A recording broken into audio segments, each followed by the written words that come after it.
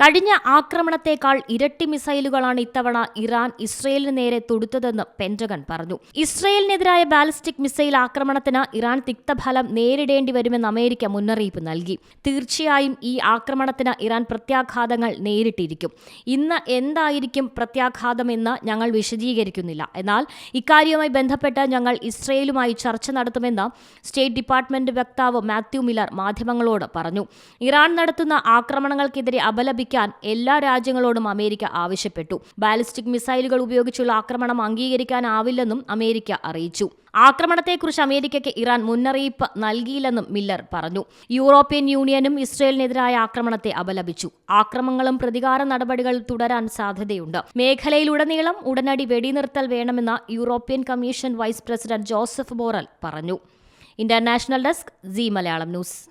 ഏറ്റവും പുതിയ വാർത്തകളും വിശേഷങ്ങളും വിരൽത്തുമ്പിലറിയാൻ സീ മലയാളം ന്യൂസ് എല്ലാ ഡിജിറ്റൽ പ്ലാറ്റ്ഫോമുകളിലും ലഭ്യം.